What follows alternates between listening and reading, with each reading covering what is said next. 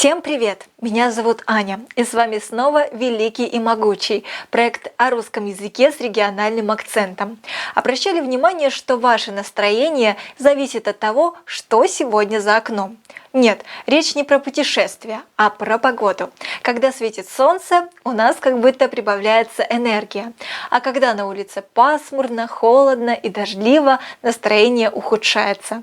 Сегодня мы запомним основные фразы, которые пригодятся вам в любом разговоре. Ведь даже есть такая шутка, когда говорить не о чем, говори о погоде. Итак, всегда можно сказать, что погода бывает хорошая и плохая. На самом деле природа нам не подвластна. Но для понимания этих явлений разделим их на две группы. Погода хорошая.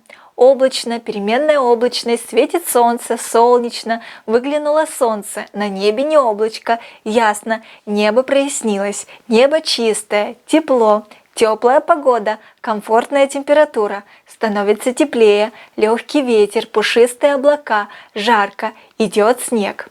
Погода плохая, пасмурно, холодно, влажно, дождливо, идет дождь, моросит, ливень, сильный снегопад, ледяной дождь, метель, морозно, сильный мороз, туманно, гроза, гром, сильный ветер, порывистый ветер, штормовое предупреждение, шторм, торнадо, шквал, ураган, засуха. А еще запомним несколько фраз. В этом нам поможет такой диалог. Отличный день, правда? Конечно, сегодня очень тепло, но не жарко. Дует легкий ветер, на небе не облачко. Замечательная погода для летней прогулки. А помнишь, какая погода была вчера? Еще бы! Случилась жуткая гроза с порывистым ветром и сильным ливнем. Мой друг попал под дождь и промок до нитки. В прошлом году я тоже не успел укрыться от дождя и промок насквозь. Хорошо, что сейчас солнечно. Дождь сегодня не обещали. О вятской природе и погоде много пишет кировский писатель Владимир Морозов, автор книг для детей и взрослых. Вот небольшой отрывок из его рассказа «Буренкины опята». Весь июнь стояла жара. Не то чтобы дождик упал, облачко на небе не появлялось. Высохло все и на полях, и в лесу. Какие уж грибы по такой погоде. Наконец занепогодило. Пошли дожди, и отправился я в лес за маслятами. Они после дождей самыми первыми появляются. Поставьте видео на паузу и попробуйте найти слова, которые связаны с погодой или со временем года.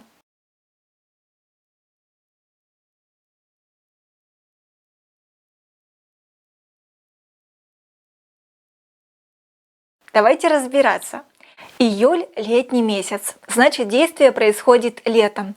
Стояла жара, дождик упал, облачко на небе не появлялось, все высохло, занепогодило, в значении испортилась погода, пошли дожди, после дождей.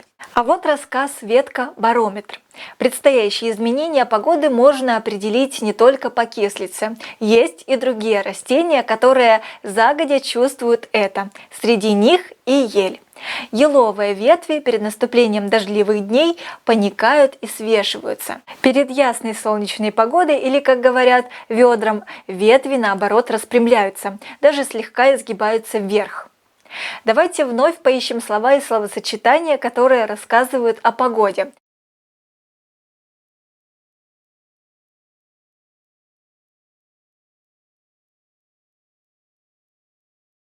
Среди них изменения погоды, наступление дождливых дней, ясная солнечная погода, ведра. Обратите внимание на слово «ведра». Это просторечное слово. Оно используется не так часто. При этом слово очень удобное. Им можно назвать теплую, ясную, сухую погоду, которую мы наблюдаем летом, весной или осенью. Про зиму так не говорят. Кстати, в России очень популярна песня «У природы нет плохой погоды» на стихи Эльдара Рязанова. У природы нет плохой погоды. Каждая погода – благодать. Дождь ли, снег, любое время года надо благодарно принимать. Расскажите, какая погода вам больше по душе. Это ваше домашнее задание. Чтобы составить свой рассказ, воспользуйтесь словами, которые мы сегодня узнали. Публикуйте свои работы в любом формате – текст, видео, аудио в интернете с хэштегами «Великий и могучий РФ», «Великий и могучий Вятка», «High and Mighty». За каждую работу мы высылаем в подарок пазл в онлайн-формате и сообщения с пояснениями по работе. При выполнении минимум 10 домашних заданий по нашим урокам вы получаете диплом участника проекта. На сегодня все. До новых встреч! Любите и изучайте русский язык.